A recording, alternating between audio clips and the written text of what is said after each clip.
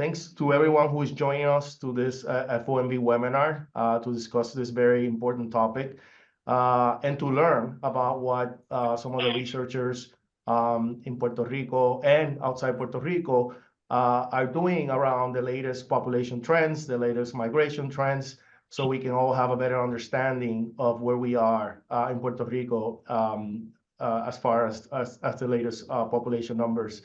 We're very fortunate to have some University of Puerto Rico professors and some Penn State professors that are a product of University of Puerto Rico here with us that are going to discuss the research, and then we'll have a panel to react to the research after the presentation. So before we jump in, I want to introduce our Executive Director, Robert Mojica, so he can give some welcoming remarks before we embark on this research journey for the next hour and a half.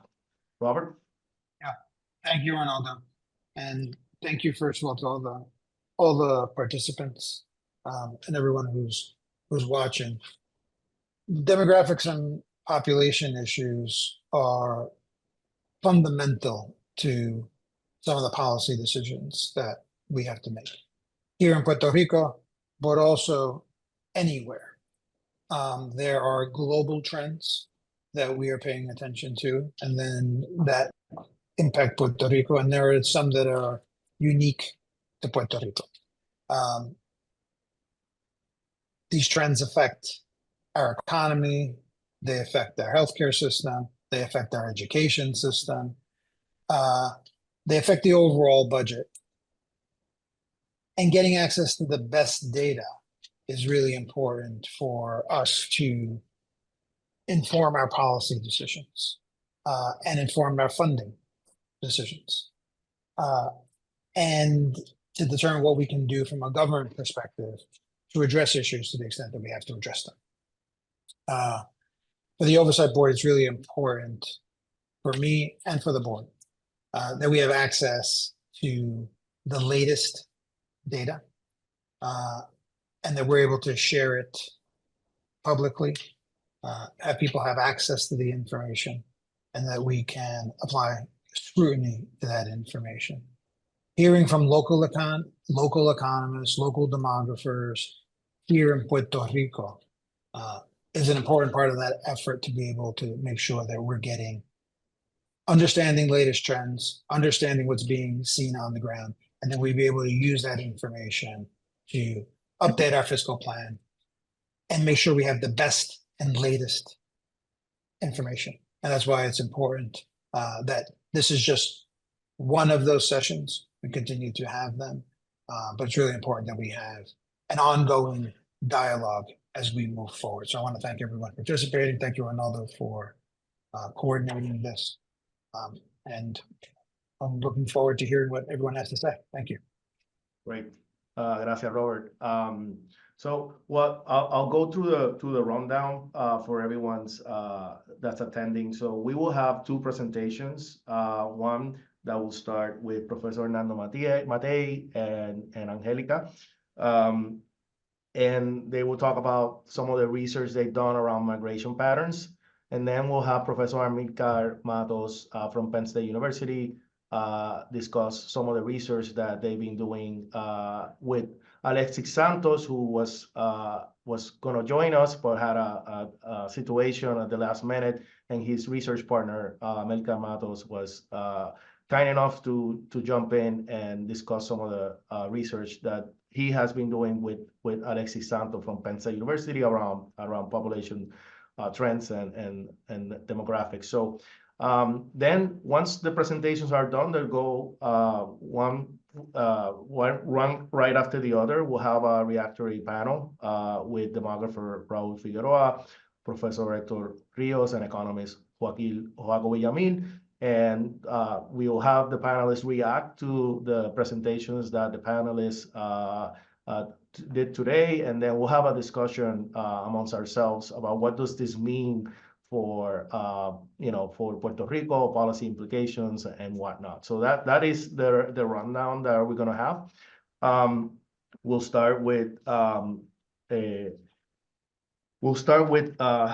Professor Angelica Rosario and Professor Hernando Matei. They're from the Medical Science campus at University of Puerto Rico. And we're very excited to have them present and discuss some of the research they're doing around migration. And as Robert said, we began having these conversations with after the publication of the 2024 fiscal plan, because we wanted to engage in more deeper conversations with local experts that are studying this as we speak. And we started having these conversations, and we felt it would be even of more value if this conversation happened right in the open, and this data is made available, and these conversations are made available to a wider audience, because this has implications not just for the Oversight Board, but it has implications for the government, for the private sector, and that's the intent of this webinar and future webinars that we're going to be doing in different topics, and this obviously a very important topic, which is the demography and the population. But we want to continue this trend of having these discussions with the wider audience and making this very transparent and accessible to the public. So we'll start with Dr. Amilcar. No, we'll start with Professor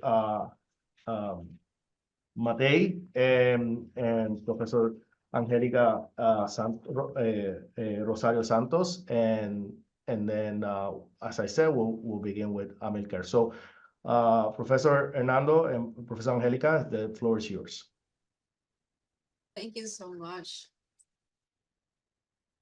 I can't share my screen. I sent a request. Okay.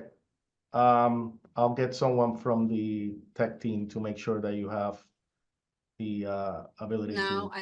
I want. Okay, great.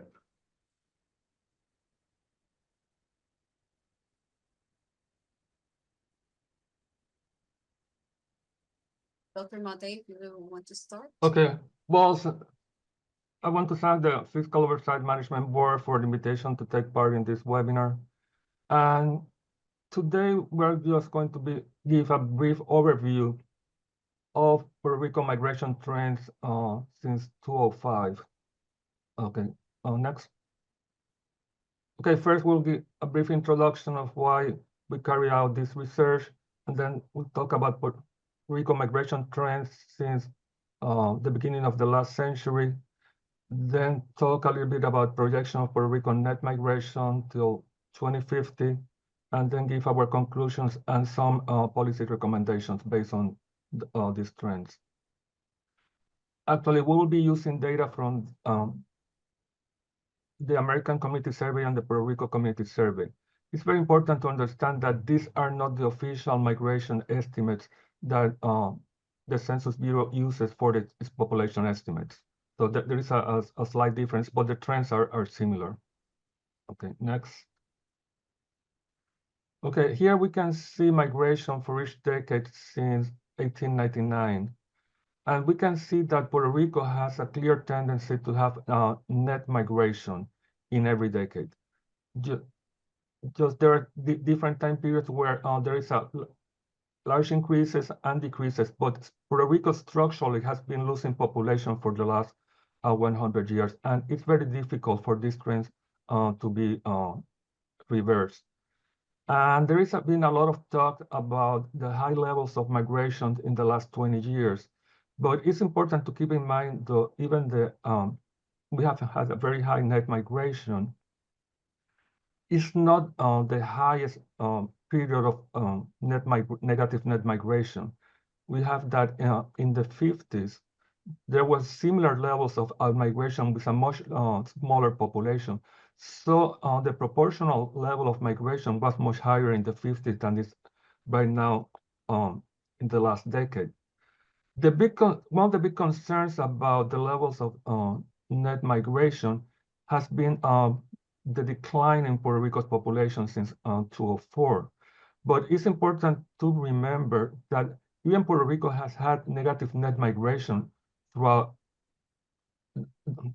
the whole period since 1899. Population kept increasing until 2004. And the reason for that was the very large number of births. that compensated for the loss of population due to migration. The problem has been the large decline in the number of births and the fertility rate since 1998, and where there has been a collapse in the number of births from around 60,000 in 2000 to less than 18,000 in 2022. That means that now, because there's so much fewer births, we cannot compensate the loss of population due to migration. But so we were wanted to look really if the problem of migration in Puerto Rico is due to high levels of out-migration, or if it's due to really low levels of immigration. And that distinction is important because it has different policy implications. And I also want to mention that right after Hurricane Maria, Lyman Stone did some population projection for the fiscal board, and he found that there is going to be a clear decline in Puerto Rico's population. But he found that the problem with migration was not high out-migration, but very low immigration. And he found that right after Maria, Puerto Rico's level of out-migration around 2004 to 2008, 2009 wasn't really that high compared to other states. The problem was that immigration was extremely low. So we wanted to look at that those trends in migration, out migration since 2005 using the data from the American Community Survey and the Puerto Rico Community Survey. Next. Okay, and here we have the number of out migrants since 2005, the total number of immigrants, the net migration that is negative in all those years, and then we'll look at interstate immigrants. That means people moving to Puerto Rico from other states, and the immigrants moving from abroad. And we have a clear trend that there was an increase in net in out-migration until 2018. That was the peak year for out-migration due to Hurricane Maria. And then there has been a decline in the out-migration. And what we have is, with respect to immigration, really low levels of immigrations coming from other states and especially from abroad. Okay, Angelica, then want to show you now some comparisons between Puerto Rico and the 50 states and DC. Angelica? Thank you, Professor Matei. Let's continue this presentation by presenting first the population of Puerto Rico and the 50 states. It's important to say that the purpose of the following plots that we are going to show is to present Puerto Rico compared with the situation of other states for the different number of quantities that we are going to mention later. For example, here we have the past plots from 2005 up to 2022. And it's important to see in this case that Puerto Rico is on the median or below the median of these bus plots on these years, and it's precisely declining after 2009, follow this same pattern.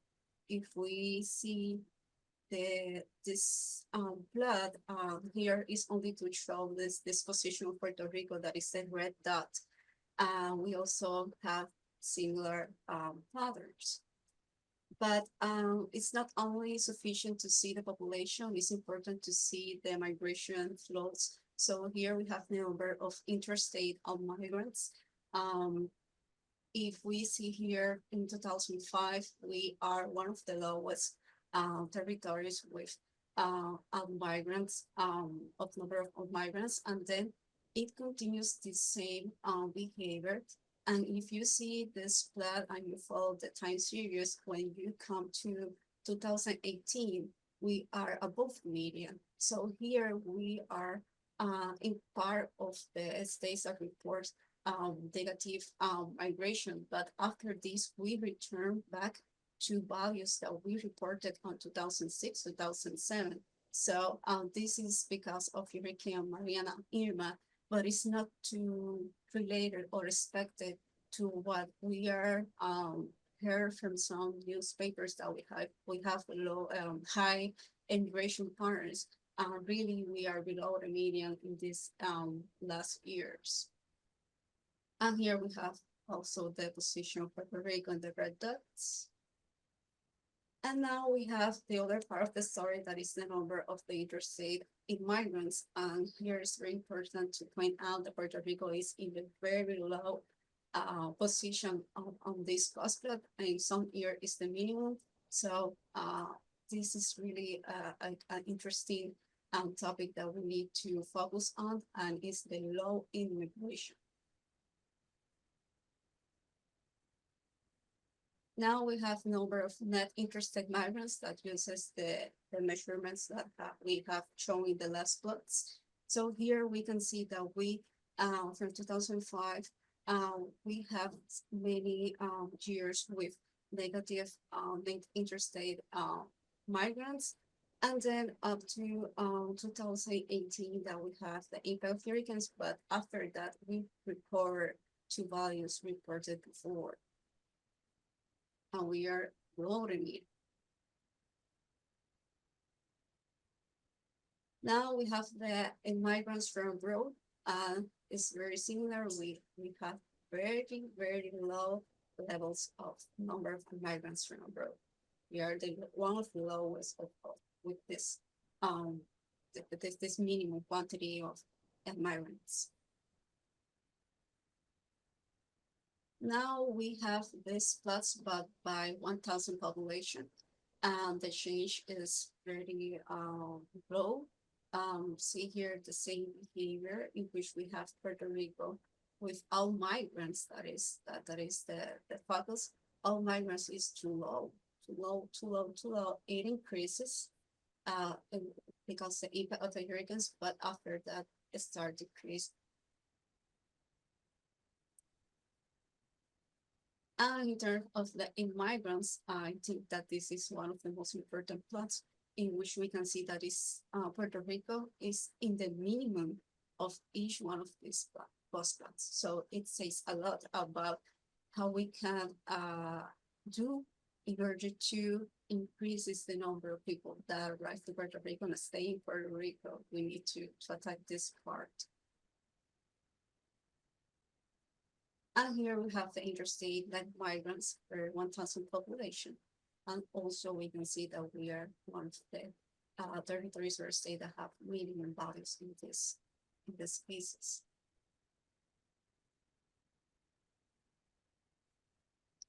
Now we have the migrants from abroad. We also are in the very minimum, above the 50%, below the 50%. Very, very low. And now we have the last part of the story, that is the total fertility rate, all the related measurements about fertility. Here we show the average number of children per woman. 2.1 is the replacement level that is supposed that any contribution in order to be that the population could be replaced. But if you could see in 2005, we have other states that have lowest total fertility rate than Puerto Rico, but after that, Puerto Rico start to show a dramatically decreasing in this average number of children, and now it's below 1 after 2018. So this in combination with low, with the problematic of net migration is really the problem that is causing a dramatic decrement in population. Here we have this. And to culminate my part, it's important to say that as part of my dissertation thesis, we also provide the migration rate projections for Puerto Rico. We project that in the following years up to 2050, Puerto Rico continues having negative net migration patterns that increasing up to zero is not approaching right positive values, not expected to have positive values, but is expected to have very near of zero in the net migration rate among all the next years. So I will continue with Dr. Mate to pass to our conclusions, our recommendations. Okay.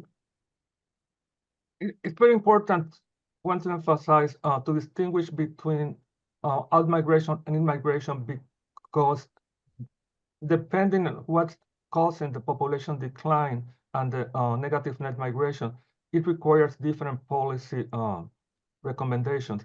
And one thing to remember is that most of the discussion in Puerto Rico about migration considers migration as something negative, something bad that has to be prevented. But let's remember that migration, both in and out migration, are completely natural demographic processes. And we're having is that really migration in Puerto Rico is very low. The problem is the difference between in-migrants and out-migrants. And most of the discussion in Puerto Rico has tended to focus on trying to developing incentives to bring people back, people who migrated. And recently, the Puerto Rico Chamber of Commerce sponsored a migration survey to explore the reasons why people migrated to the States, and also the reasons why people who had migrated and returned to Puerto Rico. And what they found that was, of those who had migrated to the States in the last 10 years, only 1/3 of those living there will consider coming back in the next 5 years. So that means that most of the people who have left are not considering coming back. And then also the main reason that they found for moving to the mainland was improved quality of life, economic reasons, and children education, none of which are very surprising. But that means that economic factors are a big reason for why people are migrating. And without addressing the economic problem of Puerto Rico, having piecemeal incentive for people to return are not going to be very successful. And then what is important too is that they found that the main reason for people returning to Puerto Rico were family reasons and not economic reasons. So that means that providing economic incentive for people to return are not likely to be very successful. And also importantly, about 20% of those who from the mainland are considering coming back, going back to the mainland, so that no way, there is no matter how we look at this data, we're going to continue losing population, and it's not going to be feasible to attract people to come back to Puerto Rico. Next. So that most of those who move back to the mainland have no intention of coming back. And if the main reasons for coming back are family reasons, economic incentives are not going to be very effective. Next. So here we have just to summarize briefly what Angelica presented, the number of out-migrants per 1,000 population, that means controlling for the size of population, is among the lowest among all states, with exception of the 2014-2017 period, when it approaches the median, and the year 2010 that was the highest due to Hurricane Maria. But then after that, it went back down again. So what is important then is that the level of interstate immigrants are the lowest during the whole period. And also the level of immigrants from abroad, Así que the promotion of return migration is not likely to have a noticeable impact in reducing net negative migration. So what are the options to reduce net migration? Is to try to promote attracting foreigners already living in the mainland, and also those living abroad. So how can that be done? Next. Okay, next. So is to develop public policies to promote worker immigration by foreigners from the mainland and from abroad to alleviate labor shortages. Promote the relocation of Puerto Rico foreigners living in the mainland, and to work with the federal government to develop a special visa program to recruit foreign workers and their families. That's something similar to what's been done with the Northern Mariana Islands, where there is a special visa program to attract foreign workers. And that's the end of the presentation. Thank you very much. Thank you. Thank you, Professor Gracias Hernando y Angelica.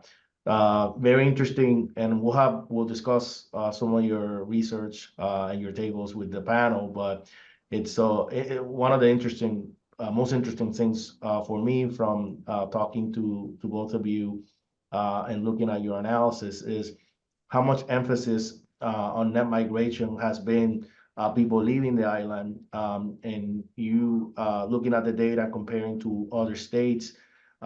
We are comparable to other states as it relates to people leaving, but when we are really lagging is when we look at the data of people coming and moving relative to other states, both interstate and from abroad. And when we saw your scatter plots and saw how low we are relative to the median, that was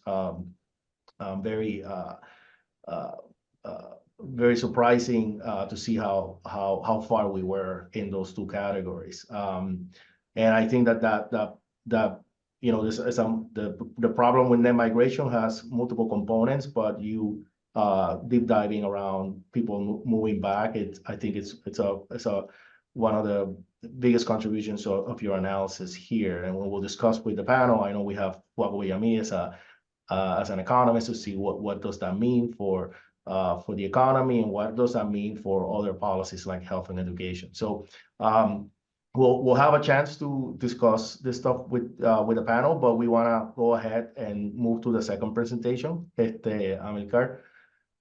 And then we'll have a more discussion around the aging of the population and some of the work that Professor Alexis Santos and Amilcar from Penn State have done on this, which is very interesting, and I think it's going to complement very well to the presentation from Hernando and Angelica. Amilcar, your floor is yours. Yeah, thank you, Hernando, and thank you, Dr. Matei and Dr. Rosario, for that wonderful presentation. Now I'll do my part on the research that we have conducted. So I'm Amilcar Matos Moreno. I'm an epidemiologist. I'm also a demographer, and I work closely with Dr. Alexis Santos Lozada, who could not be here due to other responsibilities, but our work is entangled together. And if I'm a first author, he's a co-author. If he's a first author, I'm a co-author. So our work really speaks to migration and aging and in Puerto Rico, and that's what we have done for the past years. And I know if someone has a question for him or someone wants to talk to him, feel free to contact me, let me know, and I will relay any message to Dr. Santos Lozada. Today, I basically going to talk about research that we have conducted in Puerto Rico migration and aging. But first, I like to always start with the people that are not closely related to data in Puerto Rico. So in Puerto Rico, between 2000 and 2020, we know that the population has declined from 3.8 million to 3.2 million people, which is equivalent roughly to a 13.73% of the total population. During this period, we have observed that fertility has declined, relatively stable mortality rates, but we know that there has been significant increases in outmigration. And migration has been responsible for the total population decline observed in 2010, but fertility decline is now playing a very prominent role. So there's an interplay between migration and fertility in recent decades in Puerto Rico. In our past analysis, we have found that outmigration is highly concentrated among working age adults. And so this leads to many questions. And the work that is going to be presented here will answer many of the questions that we have had in the last 7 years of continuous work that our research team has performed in Pennsylvania State University, but also in the Carlos Albizu University in San Juan, in collaboration with the Max Planck Institute of Demographic Research in Germany, and other education institutions in the United States.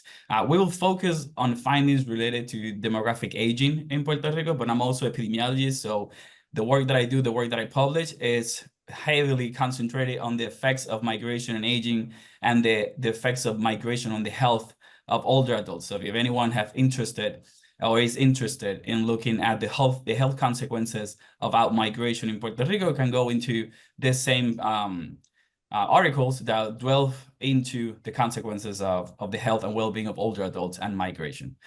Given time constraints, we will focus only on 4 studies that have been published in recent years, and each of these studies will be provided with the references. If anyone wants the article, please feel free to reach out and we can send it out. We believe in open science, so we can share it. During this presentation, we'll provide the necessary context, and we're happy to answer any questions. So the first study has been published in Population Research and Policy Review, and it speaks to, let me move this from out of the way. It's derived from our work published in Population Research and Policy Review. We have a Spanish version available, so anyone wants to read it in Spanish, please feel free to contact us. So the article is titled "Migration is the Driving Force of Rapid Aging in Puerto Rico, a Research Brief," which I am the first author for this paper. I led this project with Dr. Santos Lozada also. So this figure shows the percentage of the population 65 years old and over for Puerto Rico from 1960 to 2020. And notice that in 2010, this indicator hovered around 12.5%. It has taken less time to reach about 20% of their population age 65 years than any of the comparison countries. Note in the case of Japan, which is the oldest country in the world, it took this country 20 years to achieve a doubling of the percentage of the population over 65 years and older. Puerto Rico only did it in 10 years. And in 10 years, Puerto Rico went from being considered an aging country to a super age one. Puerto Rico has skipped one stage of the aging process where it's considered an age society. We expect and project the percent of the population age 65 years and over will continue increasing in the coming years. And what are the consequences of these changes? How do we notice this? When we need to examine the 3 demographic phenomena in all these countries, and we look at the crude birth rate of all the countries, we look at the crude death rate, and we also look at the net migration rate. As we examine these patterns, we note in panel C how the net migration rates deviate from the patterns observed in the comparison countries. This deviation is not observed in the crude birth rate nor in the crude death rate. So migration has been driving population aging for the last decades, the last 2 decades. So, but what are the consequences for the population composition of Puerto Rico? We turn to the data on age-sex composition and show them as these 2 population pyramids. As you can see, there is a high deficit of working age adults. This is illustrated when we compare the gray bars representing 2010 population to the red segments representing the 2020 population. We also notice expansion in the percent of the population represented by groups 50 years and older. This is due to the complex mathematical interplays between total population and age-specific counts, but altogether, these patterns provide a glimpse on how migration has accelerated demographic aging in Puerto Rico. Given that there were no significant shift in fertility or mortality in recent decades, these deficits can be largely attributed to out-migration. And when we look at all the comparison countries that we use in our article, which is Japan is the oldest country in the world, Spain and Italy are the oldest countries in Europe. We use Cuba, which is the 2nd oldest country in America, following Puerto Rico. We use in Jamaica and Trinidad and Tobago, which are countries that have similar patterns of migration in the Caribbean region. And we do not notice such deficits in comparison countries, save for the exception of Spain and adolescents in Jamaica, but to a lesser degree compared to Puerto Rico. So, and then how do we get here?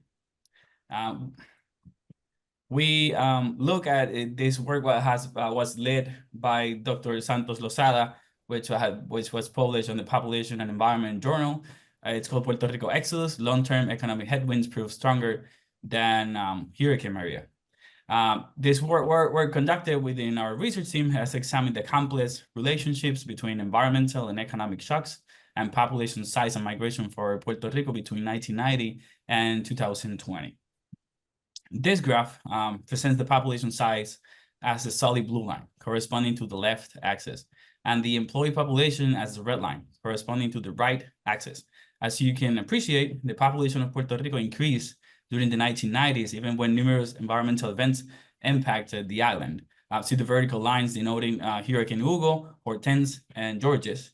This growth only decelerates when we see the first big shock to the number of employee population in the early years of the 2000s due to the closure of manufacturing enclaves that have provided jobs to Puerto Ricans for decades. As you can see, since the onset of the budget crisis and the Great Recession, the population has reduced considerably, parallel to the decline observed in the employed population. We can see that the impact of Hurricane Maria simply dropped employment and the population just followed. In this graph, we focus on the employed population, showing in red in comparison to the left axis and net passenger flow. As you can see, net passenger movement remained relatively stable during the period of analysis. We do observe an increase in the mid-2010 and a significant spike after Hurricanes Irma and Maria. And all of these migration patterns, all of these population changes and family decisions to migrate, how do they impact population aging?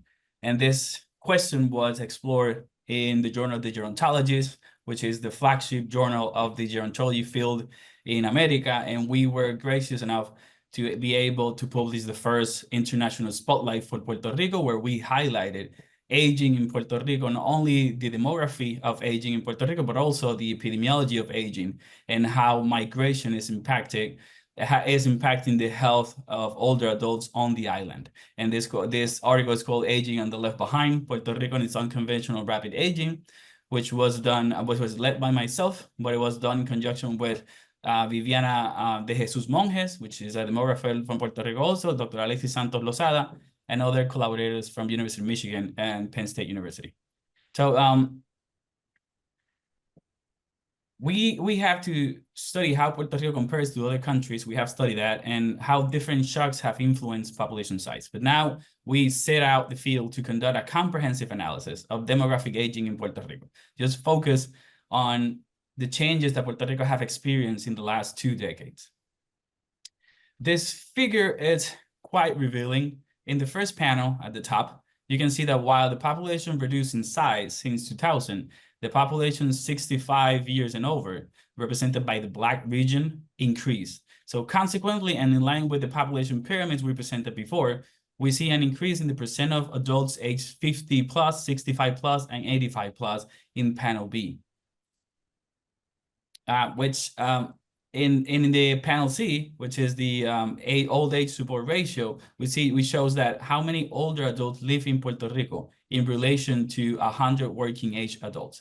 And we see that this number has increased from about 17 older adults in 2000 to almost 35 older adults in 2019 per 100 working age adults.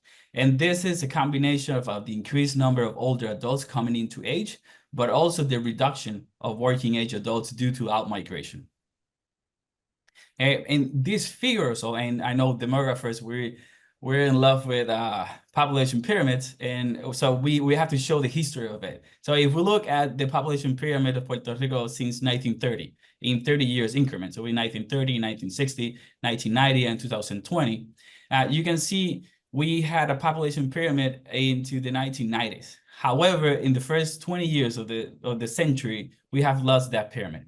Noted that the population structure is now more of a guitar shape. The population pyramid of 2020 shows 3 patterns of aging in Puerto Rico. The first 2 are the classic drivers of aging, which is in the case of Puerto Rico, it has reached, based to the reduction of fertility rates, it has reached the point that is now within the lowest low fertility countries in the world. And Dr. Alexis Santos Lozada is leading the research within our group on fertility and the impact of fertility and population aging. So if anyone wants further discussion or wants to go into details about that, he is the person to contact. The second case of population aging is aging from the top. And this is represented by the expansion of the people in age groups 65 and over. If you remember in the previous pyramids, there were skinny at the top. That is not the case here.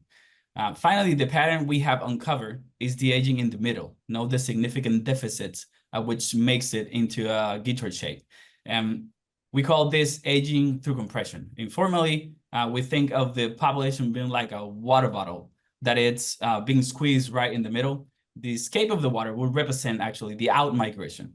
Well-established aging theories indicate that the economic circumstances or other shocks and instability are the ones squeezing the middle, resulting in the out-migration of working-age adults.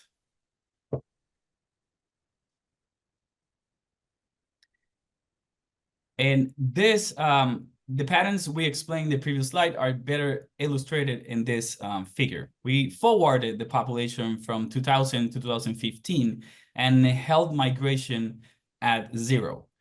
This approach has been taken by Texas State demographers, Dr. Lloyd Potter, to illustrate the impact of migration in populations of interest. In our case, we're interested in population size and composition. The result is a population size and structure that is absent of migration.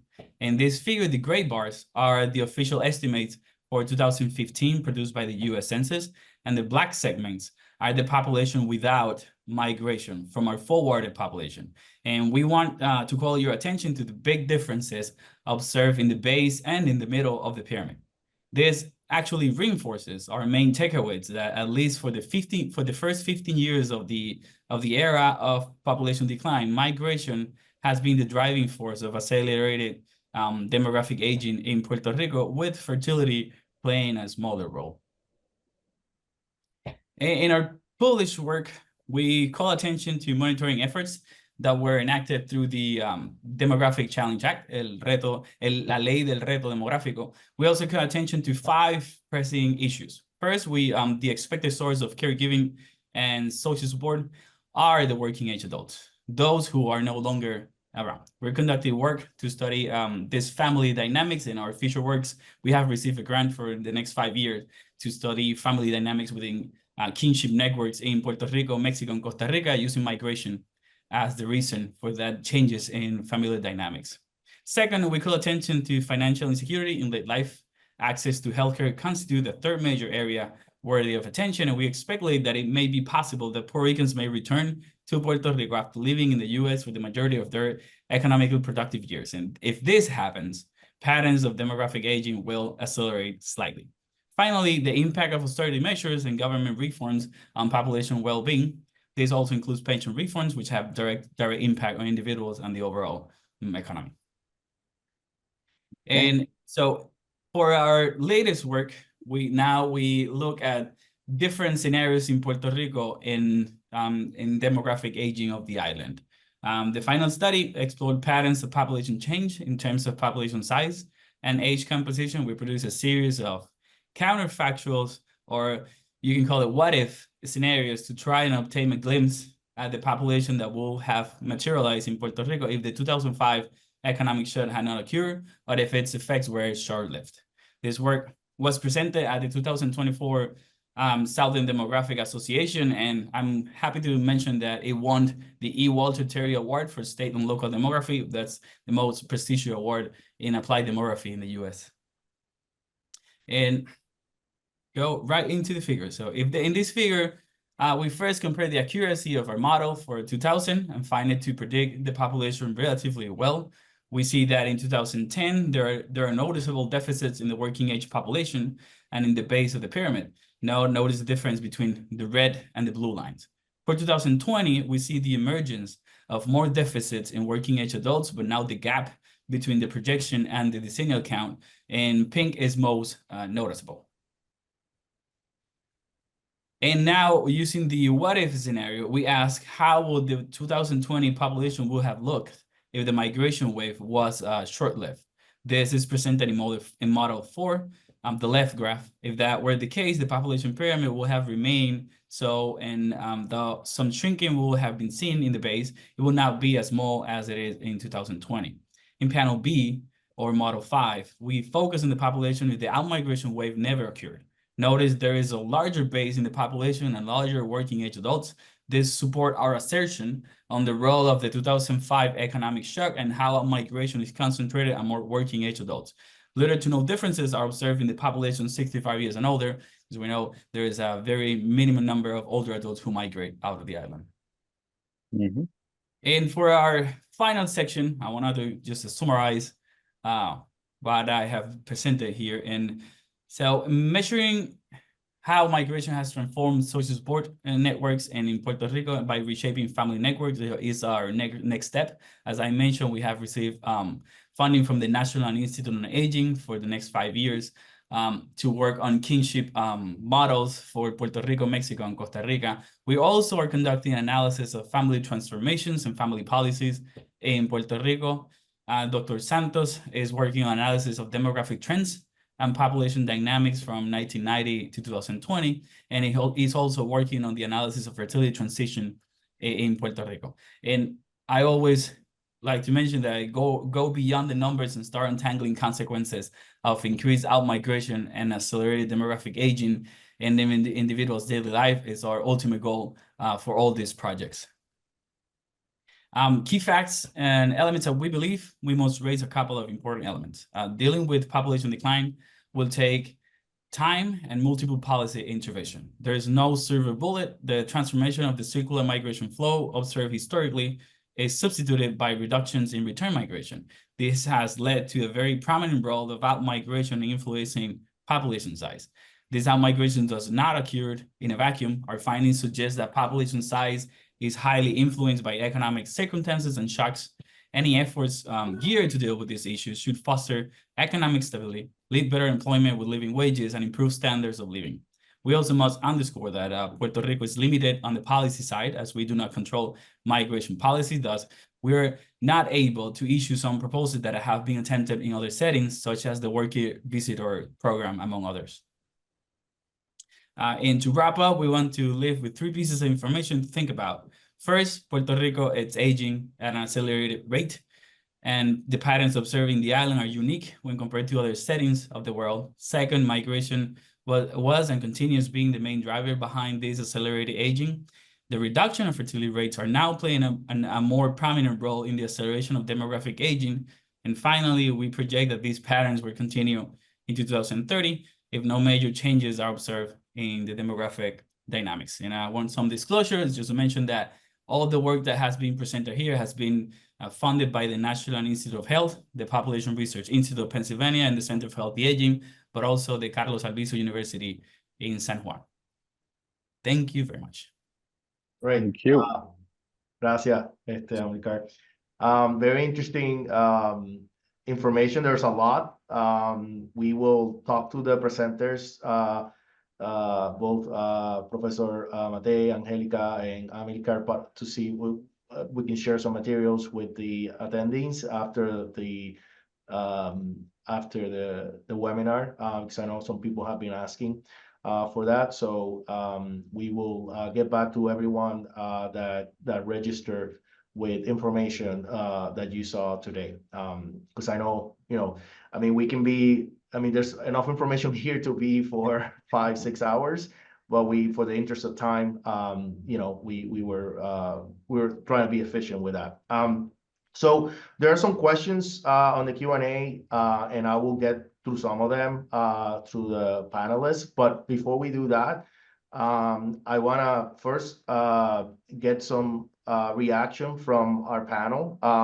We have a very diverse panel here. We have Raul Figueroa, who's done a lot of work here in Puerto Rico, and who's doing a lot of work also to make information accessible to citizens. As you saw, some of the information here it's very academic. There's a lot of statistics and graphs, and it might not be accessible to the whole public. So I know Raul is doing a lot of work on making information accessible to the general audience. So we'll start with Raul, then we'll go with Joaco, and we'll finish with Hector to get some initial reactions of things that you felt were the most interesting, things that would surprise you from the data, and just to get an early reaction from the 3 of you. So we'll start with Raul.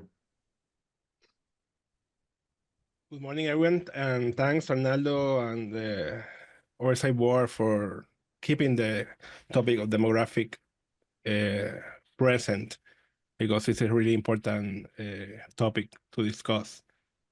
Can you hear me well? Yeah, yeah. Well, the data presented today highlight important trends and confirms significant demographic changes that we have been discussing for decades, which are deeply impacting Puerto Rico population and the economy. This finding, especially the data about migration, low birth rates, and the aging of the population, reveal a reality that requires strategic action by both the government of Puerto Rico and the Financial Oversight Board. For many years, the migration trends has significantly influenced the demographic makeup of Puerto Rico. Over the last decades, nearly 500,000 residents have left the island due to migration, one of the highest numbers in modern history. And the impact of this migration extends well beyond a simple decline in population. Most of these living are young, working age individuals, which accelerates the aging of the population and shrinks the available workforce. These trends represent serious challenge for economic growth, public service delivery, and financial sustainability. The Oversight Board and the government should address the immigration crisis considering Puerto Rico's overall fiscal economic recovery. Migration directly affects the economy, resulting in a smaller tax base, less consumption, and greater pressure on healthcare and social services, especially with an aging population that, as Michael well said, is increasing super fast. However, the impact of the migration goes well beyond those statistics. There is a human aspect that we must take into account. Many who choose to leave, they are doing that because they are searching for a better quality of life, better education opportunities for their children, and greater economic stability. As we saw in the presentation, very few people want to come and live in Puerto Rico. And around 19% of those that return from the mainland are considered living again, mainly because unresolved systematic issues. We need to deal with these systematic issues if we want to retain and attract more people. People from Puerto Rico or people from other countries. We need to deal with these issues. Because of this, our response needs to be more focused and proactive. While family ties are the main reason behind return migration, the economic incentive of these individuals are unlikely to be effective. Instead, policies should aim to address the underlying issues that lead to migration. These include improving economic opportunities, investing in education, and cultivating a business environment that can generate stable, well-paying jobs. We also need to take into account the long-term effect of these trends when setting fiscal priorities. The Financial Review Board must ensure that its fiscal plan reflects the demographic reality of Puerto Rico and try to invest in workforce development and infrastructure that will attract and retain younger populations. It is crucial that the local government and the board work together. You really need to work together with the local government. Aligning fiscal control measures with strategies to develop human capital and stabilize both the economy and the population. They are really close related, we saw in the presentation. I urge the policymakers to consider proactive approaches rather than simply reactive measures. Use this data. We have the data, but we ignore that. Puerto Rico recovery depends on building an environment where families can envision a brighter future, not only driven solely on the sense of duty toward their families or their loved ones, but because they can recognize genuine opportunities. So by strategically investing in health, education, and infrastructure, we can redefine what makes Puerto Rico attractive. and attract more people. Furthermore, forming partnerships with institutions on the mainland, particularly those focused on improving higher education and job creation, can help strengthen ties and leverage the talent of Puerto Rican living abroad. The demographic issues of migration, low birth rate, and aging population are significant, but not impossible to overcome. These challenges are closely linked to Puerto Rico's economic recovery. The government and the Fiscal Oversight Board must recognize these trends as interconnected rather than as separate problems. To ensure a vibrant and sustainability future for Puerto Rico, we need a coordinated and transformative policies that address the underlying causes of this demographic change, especially the outmigration. We still have time to address this issue, but we need to act fast to ensure a brighter future for Puerto Rico, or the future generations are going to pay the consequence. Okay, that's my first. Gracias, Raúl, por esa. Thanks, Raúl, for that reaction, passionate reaction about the issues. I know you have a lot of passion about the subject. There's been a lot of questions in the chat around the economics of this, right? And we have, Joaco Villamil here to talk a little bit about what all this means for our economy, and what are the economic implications of the data that you saw today, Joaco. You're on mute, Joaco.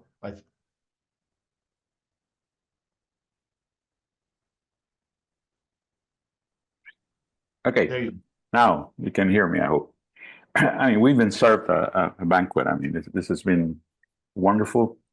As Raúl just said, it confirms many of the things that we've noticed here in Puerto Rico, but it does so in a way that permits us a better understanding of what's going on. There are two things that I think are worth looking into. One, economic impact. First, we should not look at a smaller population as a problem. We have to look at a smaller population as a condition that has to be dealt with, because it's going to be very difficult to revert the trends that have led Puerto Rico to a population of 3.2 million, which is probably lower than 3.2 million, according to the Census Bureau itself.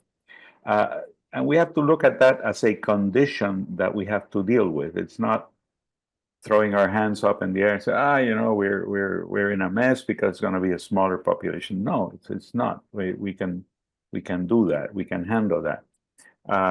But we need to be prepared to have specific policies in place that recognize the condition of a smaller jurisdiction. Puerto Rico also is a regional economy of the United States. In that way, it shares many of the conditions of the states in terms of population mobility. And it's not surprising that in many of these things, we're below the median in the United States, because although we share these conditions with states like Connecticut or Georgia or whatever, there's 1,600 miles in between. So the interregional movement of population, interregional flows of population confronts a problem that the contiguous states don't have. And it would be nice to know how much of that state migration flows occurs between contiguous states or not. Anyway, so these are petty things to consider, but I think they're important. My background is as a regional economist, so I can get involved in that thing for hours. But the point, I think, is that we need to understand first that Puerto Rico is a regional economy, And in that way, it operates a lot like the States, except that there's 1,500 or 1,600 miles or whatever between the mainland and Puerto Rico. Well, anyway, between New York and Puerto Rico. With Miami, it's 800 miles. That's one thing. The other thing is that I'm a little bit bothered by demographic analysis because they tend to look at numbers as sufficient. And I think we need to begin to look at the quality or the qualifications of things. You know, okay, we say we have in-migration, but does that in-migration contribute to social stability? Does it contribute to economic stability? Is it something that we want to stimulate just because it means higher population numbers? And I'm not convinced that that's the case. The other thing which I think is important is that the issue that we're discussing here today is essential, and obviously no one would question that. But one of the things that is very important, and I think has been given very little attention, is the fact that what we're discussing here, the loss of population, the aging of the population, cuts across all markets. So it affects your labor market, it affects your educational market, it affects your health services market, it affects your housing market, you know, the social services market. It's a systemic problem, and I think Robert mentioned it at the beginning. It's a systemic problem that needs to be dealt with from a systemic perspective.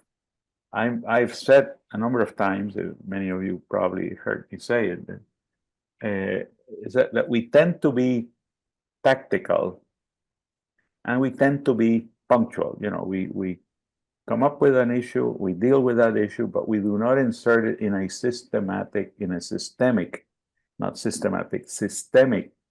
framework.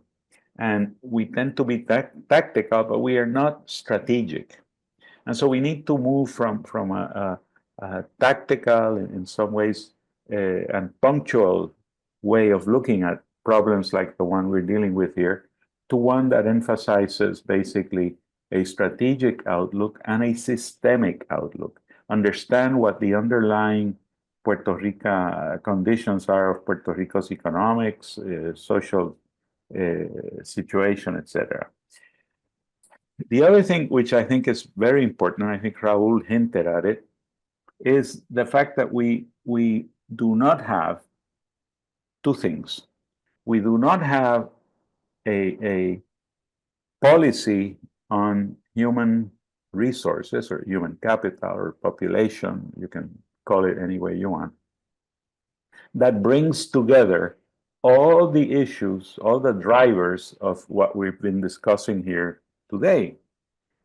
We're fond of saying that in Puerto Rico, we're fond of saying that our wealth is our people. Well, it is, but we have done very little to strengthen that wealth, to make it, to have it grow, to make it better. So we should be having, and secondly, nobody's in charge. Nobody's in charge of population issues in Puerto Rico. Okay, this is very important. Those two things are very important. They go together, obviously. But I think it's essential that Puerto Rico has a human capital policy in place. The board has done work on that, and to bring together things like, why don't people participate in the labor force? Well, there's this thing going around that it's because they receive welfare payments. No, that's not true. People don't work because they can't work. We did some work just 2 or 3 years ago, actually, and we found that people would like to work, but there's no childcare facilities available. The transportation system is awful. If you live in Bayamón and work opportunities are in in Carolina, you're sunk. I mean, there's no way of getting from one to the other, or vice versa. People have to take care of the elderly, of their parents that are older. All of these things. Job openings require English, and English in the public schools is not very well taught. So there were a very complex set of factors that motivate people to remain out of the labor force and to migrate. So the issue here is, how do you bring attention towards what is a very complex issue that requires an interdisciplinary approach. So I've been insisting, cantaleta, repeating it over and over again, that we need a strong commitment that can be channeled through a human capital or population policy, if you wish, but that brings together all these things. Right now, nobody's in charge, and this is something that has to be changed. I am really enthused by what I heard here today, and I'm very happy to have been able to participate. Thank you. Gracias, Joaco. Very interesting points always from you on these topics. I would like to give the opportunity to Professor Hector Rios to also, who's one of the, is on the panel, to react. And then after that, we'll go through different questions and interaction between the panelists and the professors. Thank you very much to the board for this invitation. I have a cold, and that's why if it sounds like Bad Bunny, it's not because I'm imitating him. It's because the cold. I'm delighted to be here, and I will be brief. Until now, two brilliant and very impressive presentations, honestly, and great reactions too. As Arnaldo said, I'm Hector Rios Mauri. I'm full professor of the University of Puerto Rico from now on, UPR. I'm professor of international business and management at the Rio Piedras campus in San Juan, and also I'm visiting professor at other universities. And this is a very important point. Now I'm one of the professors of the academic project directed by Dr. Matei, Dr. Perici, and Dr. Rosario. And this is very important because my comments go in that direction. I'm going to refer to the presentation by Doctors Matei and Rosario. And I repeat, excellent work. Their discovery that the biggest problem is Puerto Rico is not the immigration, but low immigration, in my opinion, is revolutionary. And that reaffirmed that in a common market context, a territory has fewer competitive advantages than a state, a regional economy, like Dr. Villamil said. And therefore, Puerto Rico needs new development strategy. And this brings us to the recommendations of Dr. Matei and Dr. Rosario, which I applaud, of course, I support. I would add one new recommendation. Promoting a new, and it's according to the opinion of Dr. Villamil, of course, and promoting a new development model with, in my opinion, a greater freedom, economic freedom, more than the level of the present economic freedom in our economy. And that has, okay, I recommend a new economic model that has the UPR as one of the most important vectors of the new model. Of course, for that, it's essential to transform the UPR into a more competitive and self-sufficient. Again, and I repeat, because this is a change, more self-sufficient entity. The UPR must be completely transformed from the top to the bottom, academically and administratively. And again, that it can be more competitive, effective, and self-sufficient. This situation that does not happening now,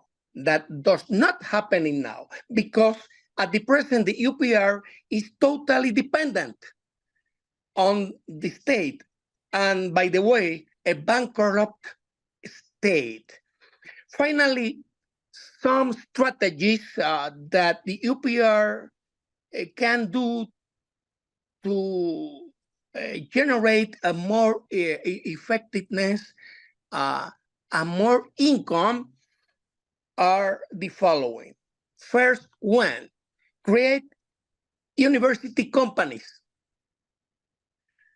Number two, create a new distance learning programs. Number three, and this connect with the Puerto Ricans at the States, promote a new offer to the Puerto Ricans and other Hispanics in the States, in states like Florida and New Jersey, for example.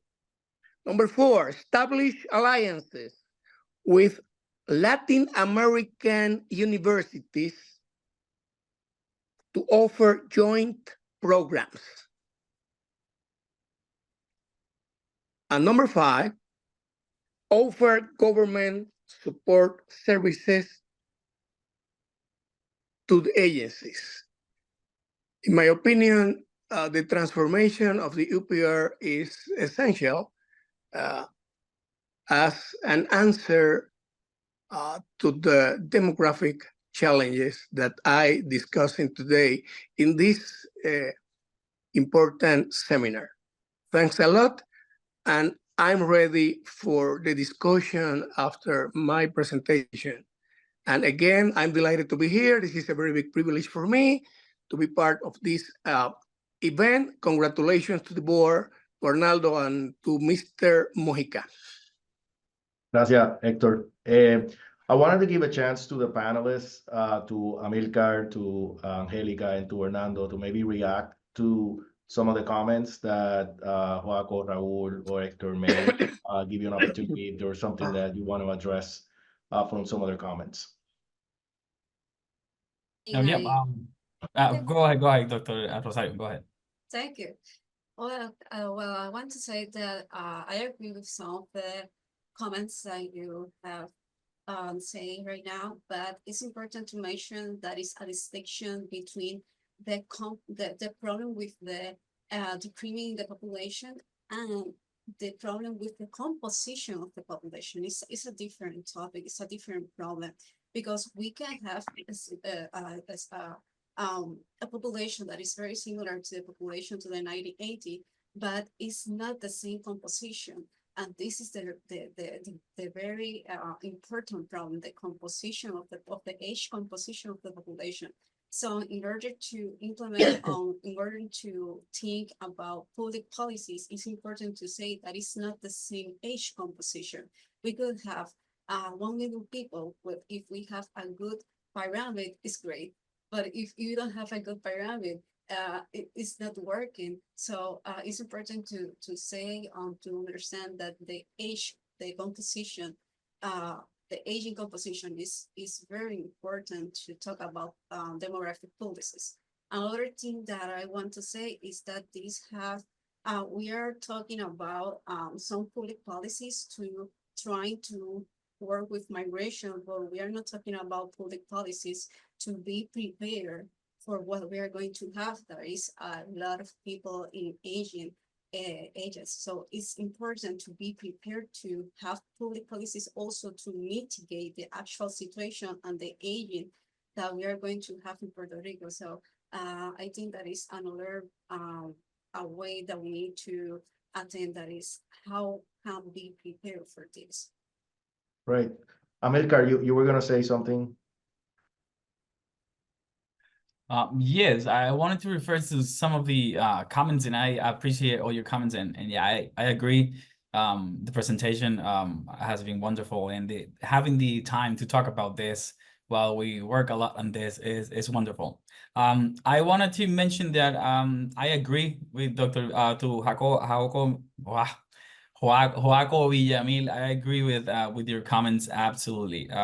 Population size is not a problem. There are many countries in the world that have 1.5 inhabitants, 3 million inhabitants. So this is not an issue. The issue is the people that are here that needs to have a quality of life that is good, and that makes people stay here. So the number is not the issue. The dynamics are worthy of study. We need to study family dynamics. We need to see social context dynamics. We need to study how to age in place in Puerto Rico, which is an important aspect of that includes caregiving, that includes social support, that includes healthcare services. But we need to ensure that the people that are here, even though if they're just 2.8 million, 2.7, 2. Whatever million it is, it's people that are happy in place, that could have a successful aging in the future. And that's all that we aspire. So I agree. And I try to mention this every time because I'm an epidemiologist, and my side of an epidemiologist is always looking at the health of the population, even though it's just 1 million of inhabitants in Puerto Rico. Also, I always, when we talk about migration, yes, there's always the issue, the political correction of the migration of Puerto Rico to the United States is domestic. Yeah, politically, it's domestic because we are in the same region, it's the same country, but it feels like international migration. The consequences of the migration of Puerto Rico for the left behind are the consequences seen in international migration of other places. So it's not, we cannot talk about only domestic migration or this region. Is the proximity that Villamil just mentioned, is that we're not, I mean, we cannot get into a car and get to another state. And that's a huge difference while living in Michigan or Pennsylvania while living in Puerto Rico. So there are some differences in the experience of the people. And that also takes into my other point is numbers are people. And that's why I went into the demography. That's why I went into epidemiology and not pure mathematics, because I want to talk about people, not just numbers. So when we subtract, when we add, when we take out people, numbers, we're talking about people that are losing connections to other people. And I'm worried to just mention that immigration could be the solution, is part of the solution, but immigrants will not take into account the effects, the social effects that migration has on families. The familial disintegration of families will not be resolved with immigrants. The healthcare force benefit from it. The workforce benefit from it, but the people, the older adults that I work with, or people that are in the 50s, 60s, that soon to be older adults, will not necessarily benefit socially, or in this case, the quality of life of them will not benefit from having immigrants. So we need to stop out migration and not stop it entirely. I'm not saying that we need to restrict the flow of population because this is healthy for any population, but we need to start thinking of how can we reduce the effect or incentivize the Puerto Ricans to come in. And I want to finalize with Yes, we talk about immigration and the possibility of it, but if even Puerto Rican young adults do not want to stay, what makes capable of incentivizing other immigrant groups to come into Puerto Rico? So we need to fix what we have. We need to make this island, for whatever number of people we have, we need to make it sustainable for us, for them invite others to come in and join us in having a healthy life. So thank you. That's all I have to say for now. Thank you, Amilcar. Hernando, I'll give you a chance to react to some of the comments from the panel. You're on mute right now. Okay, thank you. Well, I just want to stress, I think, what is the consensus of all the participants, and is that the most important problem right now is to develop is economic development. Without a policy for economic development, nothing else can be solved. But also, I think that implicitly in the discussion is that new economic policies to increase economic development have to take demographic conditions explicitly into account. Oh, absolutely. And that's something that it's not stressed much in the discussion about economic policies in Puerto Rico, because it's taken for granted sometimes that it's just doing more of the same that has been done before. But the demographic context of the past is not the demographic context of the future, and that has to be taken into account. I think something that Professor Villamil said is very important. There are three big priority areas: is education and policies to attend children, labor market, it's the size of the working population because we're facing labor shortage, and the health sector. I think those are three big priority areas that have to be taken into account in any model of economic development. Okay, thanks, Professor. I wanna, the webinar was from 10 to 11:30, so we have a couple minutes. I know that we can keep having this discussion for more hours.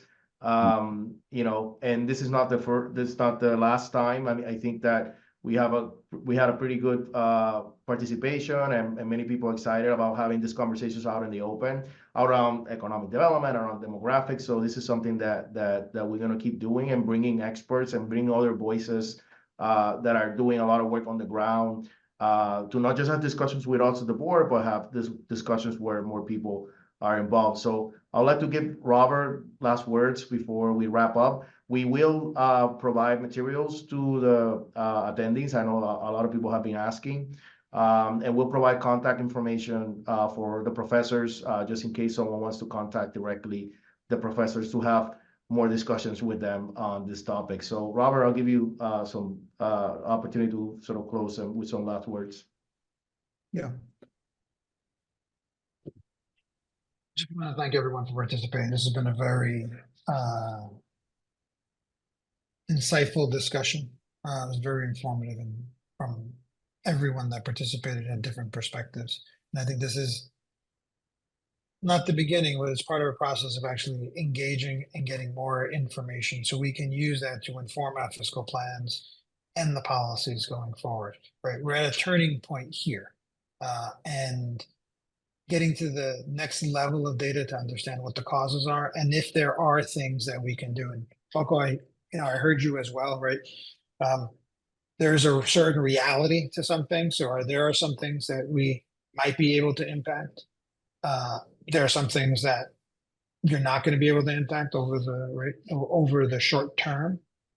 But understanding what is really going on is really important, because there are things that we need to understand, and then ways that we need to position Puerto Rico, the budgets, and where we make policy decisions and investments, right, to understand this data, because we're going to have to deal with an aging population. That's a reality. We're going to have to deal with, the fact that we have fewer students, but there are opportunities, maybe to do other things, particularly in the higher education, in the education space, to bring people in. And there are ways to deal with the issue of, right, do you want more, deal with this issue of immigration to the island, which is probably something that hasn't been discussed before. But having you all participate and saying this is really critical, and to stay engaged as we move forward, because we want to run, right, the ideas past you, and right, working with the new government administration, right, as well, and present this to them as well, so that we're all looking at the same information, because that should not be proprietary. And then we can all have ideas on how to move forward, right? Because I think we all have the same goal in mind, right? Which is the future of Puerto Rico. So thank you. Gracias, Robert. So, as I said, we are gonna wrap it up. My experience sometimes is there's immediate returns in attention after your an hour and a half with, when you have wider audience. I know if some of you are in a academic seminar, the steepness of the curve, it's different, but we have a wider audience here, so we want to make sure that that we're responsible with the time, so we're going to wrap it up now. But as Robert said, this is just one of of many things we want to do to keep engaging, have sort of broader conversations out of the open in a transparent way. So be on the lookout for that over the next couple of months. We thank the professors, Hernando, Angelica, Amilcar. You guys are doing amazing work. We're so lucky to have people of your caliber dedicated to investigating and researching these topics. And Amilcar, a product of University of Puerto Rico, you're doing great work at Penn State. Maybe one day you'll come to University of Puerto Rico and teach here, and be part of the coming back to the island, so to speak. I have to mention that not in the University of Puerto Rico, but I am in the Carlos Albizu University. So There you go. I'm a Well, return migrant. Yes. At least you're in the ecosystem. I am. Yes, I am. Great. And also, thank you, Raul, for all the work that you do in making this topic. I know in social media you're very active in making information accessible to the residents. And Joaco, always thank you for collaborating, for your insight, and for all the research you do and all the publications you do on these topics. And Hector, thank you for all the work that you do at the university as well. We thank everyone for participating, and we will be sending materials to the registrants in the next couple of days. So be on the lookout for that, and be on the lookout for the next webinar when we celebrate that.